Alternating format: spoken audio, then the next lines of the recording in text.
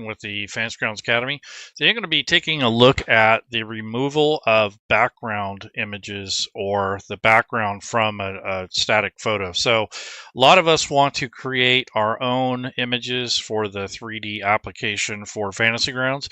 And I think that Doug did a really good job in the video describing how to use the tool. If you're not familiar with the image metadata tool, essentially it's a Unity-based engine. It works well with JPEG and PNG. Kind of wish it would work with WebP files, but that's all right. So this is the tool you use to assign the coordinates and all that stuff. And I've kind of gone over that already. I might revisit this, but this is going to more dive into the resources and the tools for removing those background images. It can be really pesky, and I don't think that's covered enough. And the reason for that is there's so many different options and so many different skill levels that individuals may or may not already know what they want or how to do it, or they might have different programs. So I'm going to give you a couple examples, and then from there I'm going to go ahead and change that. So I want to just say that this is universal to any rule set. This doesn't apply to just 5e. Whatever rule sets that you're building for content for, so it could be Pathfinder or 5e or whatever rule set that you're familiar with. So I wanted to kind of go through the background removal process and some of the challenges that come from doing this sort of thing using photo editors and such. And I really don't normally like to get into this because it's kind of outside of the scope of Fantasy Grounds. I mean, pretty soon you kind of get to the point where you're showing people how to use their computer, which there isn't really anything wrong with that, but it starts to get way off topic, and it's not really focusing so much on Fantasy Grounds. However, in this regard, it is kind of important to kind of know some basic photo editing skills if you're going to make your own content. And to do so, it could be challenging, it could be easy, it could be hard. It just depends on your familiarity with the tools. If you've had any experience formally from other programs to take out the background. So I'm going to kind of go through some of this with you. So I wanted to first bring up GIMP, which is the one of two programs that I use the most. And there are plenty of other apps out there. There's also Online Portal. So I'm going to show you a few examples, and obviously there's stuff for Macs, Linux, there's OS, apps for Apple. There's also Android apps that I will list in the end of the video. I'll have a few different examples of desktop apps, web portals, and a couple go-to photo editors that I use for my phone. So depending on where you're at, where you're going to be doing your work, these may or may not help you depending on what you're doing. But the main drive of this is to get that background away or out of the image so that you can use it in the metadata tool. And I don't think that a lot of people don't want to put the time or effort into teaching that because it isn't really Fantasy Grounds. It's more or less photo editing. But I wanted to give you some resources, and that way you can kind of get an idea of the process, and maybe you'll gain a better respect for some of the people who do the conversions, because this is what it's all about. A lot of labor and work. And it does take time, practice a little bit to get used to it, but once you get the hang of it, it's not too bad. A lot of it comes down to the quality of the image, the colors of the image and the background, the contrast between the two, and how the algorithm is written for the detection, so the selection tool. So what we're going to do first, I think, is I'll do the easiest one, which is Canva. So this is a freemium kind of program. It is something I use quite a bit, and if you watch some of my other videos, I'll use this app quite a bit. So this is an online portal app. Kind of works like a photo editor, but also you can make collages with it. So this is the job that it did by itself. It's just one button. I mean, it took pretty much everything out that I wanted. This is almost perfect. Like this here, I may not have wanted that out of there, but I think I can live with that. That's not a big deal. And if I wanted to go back and fix that, I could. So let me see what I can do here. So this is already dealt with. So if I click on this, I can go to Edit Image, and then I can go to Background Editor for the remover, and then I can come in here, turn the brush size down, and then just slightly go over this so that, oops, wrong one. I wanted to change it to restore. So if it takes too much or not enough, you can come in here and kind of fix that up. So maybe I didn't want it to take quite so much out of here. I wanted a little bit more of that to remain behind, because it can steal away from the image if it takes too much, or if there's not enough, you'll get these funny little white specks and they just kind of will clash. I mean, this is starting to get to where you're splitting hairs, but see, it took a little bit too much of that ear, so I can fix that. So this is the kind of thing that you're going to be dealing with when you're using this kind of tool. Sometimes they're too aggressive, and sometimes it's not aggressive enough. So this is just kind of one of the things that you'll go through if you're going to be removing the backgrounds, and depending on the tool you're going to use. So now that I have that selected and fixed, now I can go back to the image. So if I go to, I'll hit this back arrow. Now I can take this and download it. So what I'll do is, let me close this. And then what I can do here is go to share. This is Canva, by the way. Go to download. And then I get the option if I want to do page 1 or 2. I'm just going to do page 1 in this case. And then go ahead, this PNG format, so that you can stretch it. So I'm going to hit done and hit download. So it's only going to download this one because I have another image to show you. So this is basically the easiest way for me to do it. And it's not always accurate. As you can see, it took away some stuff I didn't want it to. There's some things like that. So this was the original image. And the problem with an image like this is the colors are too similar to the background. So all this stuff in here, when the algorithm and the program looks at that and it analyzes the difference between this background color and the cape here, it can throw it off. So like this black here might have been construed as something back here. So you have to kind of be careful with the sensitivity of some programs, because some have an adjustment, whereas this one doesn't really have a sensitivity adjustment. You can just go back and fix it if you can. So that's basically what this started as, and this is the end product. So this is one way to do it. And there's some apps that allow you just to click a button and it takes it all out. There's also some programs on here. I'm going to go to a background remover, kind of see what else is out there. So background, I'll say image, background remover. There's quite a few, and this would be helpful if you don't have any apps installed. Image background remover AI. So these are there's tons of them. But I think the one that most people have been using that I've seen is this remove.bg. I think that's a popular one. And what you do is you upload an image to this website. So I'm going to take the image that I downloaded here. Let me see if I can find the whole image. I want to go to all files. What do we got here? But you want to be able to find a quality image that is going to allow you to remove it easier. When I say quality, that means there's contrast between the background and the actual character or the subject or the topic, because it can get really frustrating, because if the colors are too close, it won't detect the edge properly, and it'll really piss you off. So there is a kind of a caveat to that. It's not always fun when you're doing it, because it can make it to where it's really difficult to take those out. So it depends on, like I said, your familiarity, the kind of program you're using, all that sort of stuff. So I'm trying to, let's get this. I want to take an image from here and move it up and upload it into this app, and I want to see how the app does, because some apps do better than others. That's another thing, is the quality of the application. So if the application is dedicated to removing backgrounds, sometimes that's better than a suite. There are some apps that have a little bit of everything, but they're not really good at any particular thing.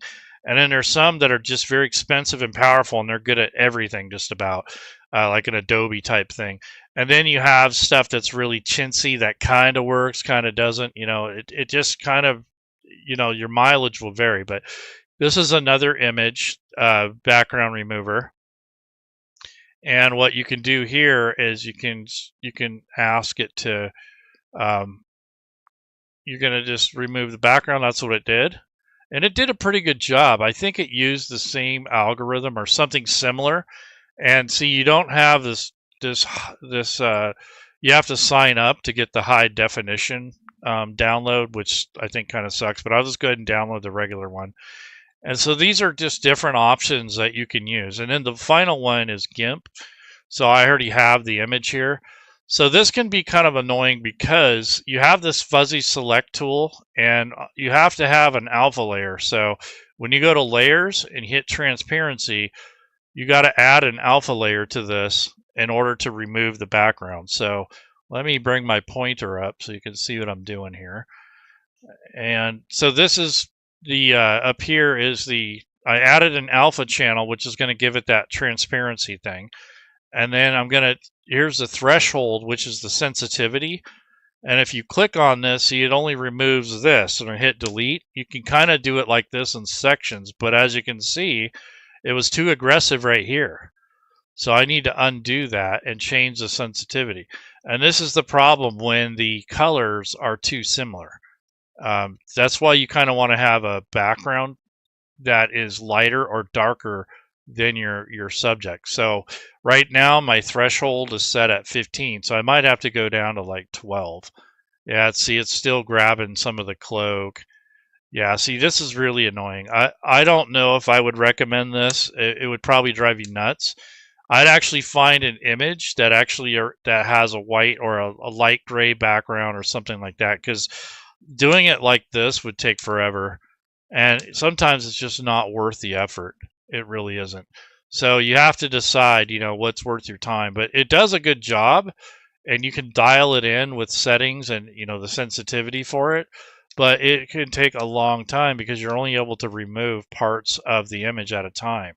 So it might take you, 15, 20 minutes to do one image, So find a tool that'll work for you, that'll do this in one click or has a stronger algorithm for detecting the edges. I mean, this works really good, but you have to have the correct settings. And as you can see, it's starting to grab some things I don't want it to, and then other things it does. It can be annoying. So there are different tools out there, and as you can see, this was a lot easier in other applications. Even some cell phone apps do a better job. But that was GIMP. Now, I'm not saying it's a bad tool. I'm just saying for this particular picture, it wasn't a good fit. So when you have background images that are too similar, that's the kind of thing you're going to run into. So in Fantasy Grounds, when you want to make background images and stuff, to remove that background can be a real pain in the butt. But I'm going to leave all these notes in the end of the video so you guys can see some of the tools and things that you can use if you need to do this. But low resolution images that are kind of crappy quality will result in kind of a rough edge, kind of pixelated, as you saw. And the selections will be more difficult to detect because they're so blurry. The color similarity, as I showed you, the colors between the subject and the background can confuse the automatic tools.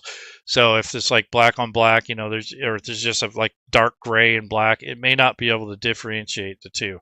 It could lead to incomplete or inaccurate results. Complexity of details like hair, thin objects like little thin strings, ropes, chains, anything like that, those are really tricky. The tools for for masking features like clipping magic will work best if in these cases, in case you run into that. That's really hard to deal with, hair and really thin objects. Tool accuracy. So simple mobile apps may lack the precision, or they may do better, depending on how they're designed, how much effort went into the building of that app. So find the perfect tool for your 3D token creation and evaluate your Fantasy Grounds experience depending on what you're trying to do. So all we were trying to do at that point was to prepare the image so that we can use it in the Fantasy Grounds Metadata Builder tool. So this is a Fantasy Grounds Image Metadata Builder tool. That's a pretty long title, isn't it? Let's call it FIMB, FIMB, make it easier. But let's see. So This is on the Fantasy Grounds forums. There's a post. The first post has a video to show you how to use that program. And then there are the Windows, Mac, Linux versions. And then there's people commenting on it. So this is, was really mostly released for the developers and people that do conversions. But a lot of us are going to want to start making our own for our players and such, and that's kind of why I'm doing this. I've done other videos that kind of shows you how to use this application, how to put that in there. So you take something like that and take this image that has the background removed, and then you just put that in there, and then you assign, your different tools and stuff for your left, right, top, bottom, center. So in this case, if I go to set measurement, I'm going to come off here for the top of his head and come out a little bit to capture some of that sword. So probably like right in here. And then at the bottom corner where his foot is, I'm going to come down in here. And then for the height, we're going to say 5 feet is the expected height, or actually 5 feet is the expected height. But his real height, he's kind of hunched down, so he might actually only be like 4.3 or something like that, because he's kind of hunched down. He's probably no taller than 5 foot anyways. But then you have to set the center floor, so divide this in half and kind of average it between these 2 feet. So coming down the center, that's the center floor, and then you click Save XML. So to get it to this point, though, is the real challenge, especially if you don't already have the assets available to you. So that's kind of why I'm showing you these different resources, so that if you have to do this, you kind of know where to look and you know what to expect, because there is some little fiddly parts about it. So I've got a list of different resource tools, and this will help you create tokens, whether it's for D&D, Pathfinder, Call of Cthulhu, whatever. So this is going to try to point you in the right direction. Now, as far as the quality of your images and how familiar you are with the tool and practicing, that's on you. I mean, we can't really do much about that. That just takes time. For instance, myself, it took me a long time to figure out how to make transparent images. I didn't even know how to do it. I just, by necessity and by practice and trial and error, that's how I learned how to do it. Some of you may or may not have the tools or the patience for it. I get that. Some of you might have better tools. That's fine.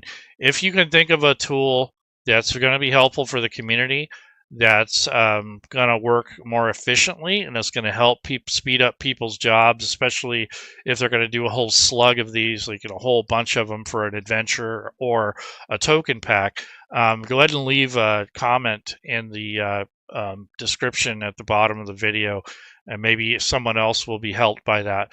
If you got any complaints or whatever, go ahead and leave that too. We have got plenty of people like that don't like the video. So anyhow, you guys take care. You have the good rest of your week. Hump day, I think. Is it Wednesday? Yeah. So, or is it Thursday? Okay, Wednesday. So, anyways, guys, join the Fantasy Grounds Academy if you haven't already. We're always looking for volunteers. We don't have a lot going on over the last 6 months because pre or post COVID, and then also the change up in the rules for the OGL scandal stuff and 5e, and then there's a lot of new revised rule sets like Pathfinder and Starfinder, and I guess Alien's going to get one. So a bunch of revisions and 2.0s, and so that's kind of slowing things down a little bit. But I think after the rule sets are smoothed out and Smiteworks kind of slows down a little bit on their upgrade to Fantasy Grounds Unity, which I don't think is going to happen until maybe like the end of 2025, if at all. But once that starts happening, I think this will smooth out. But until then, we're going to have a big transition, a lot of changes coming. But this is more to focus on getting the tokens from an image, or taking an image and breaking it down. You want to try to get a full body image. And if you're using generative AI tools, like I do quite a bit, I'll use different applications. So for instance, this is ideogram. So this is the image. But what I might do is, instead of fighting this and having all this trouble, I might remix this. And what I'll say is the background, instead of saying it's dim, shadowy, underdark thing, what I'll say is the background is plain white or plain whatever color you want it to be. And then I'll jack the image weight up so that it looks a lot closer to the original. So that's, 90% should do it.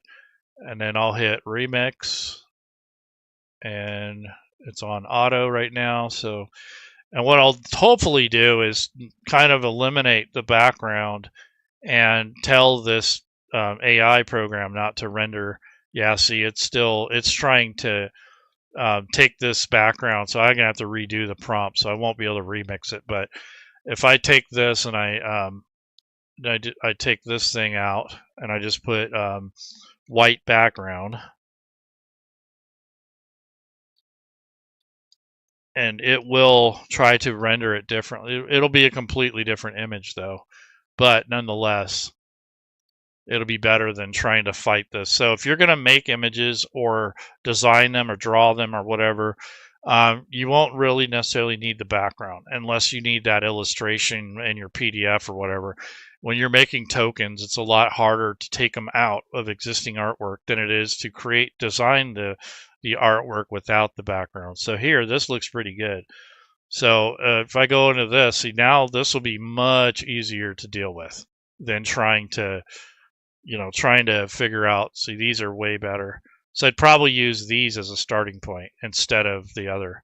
I don't like that one, but this one looks pretty good. So I'm going to heart that. And this one looks pretty good too. So this is just a, kind of a heads up, the type of techniques and tips that you can use. So if you can get this image background to be a full length image and have a white or like a light gray or maybe a black background with lighter subject, then it'll be a lot easier to remove. Then you won't have to fight it as much. So if I put this in GIMP, it will be so much easier for me to work with. So if I'm going to be stuck using a program that has a very sensitive transparency detection tool, like they call it a lasso or a selection tool, whatever, it will be so much easier to deal with this than trying to take out little sections at a time. So anyways, folks, you guys have a good, wonderful evening. Hopefully this is helpful. I don't do too many of these videos. They're not so much fantasy grounds, but they are kind of related, and they're related to the conversion process and the process of getting your art from wherever you're taking it from into fantasy grounds. And that's probably the biggest part of the work. Using the tool, importing it into fantasy grounds, associating it with the NPCs is not as bad. I think this part is the time consuming part of it, especially if you have an app or a program that isn't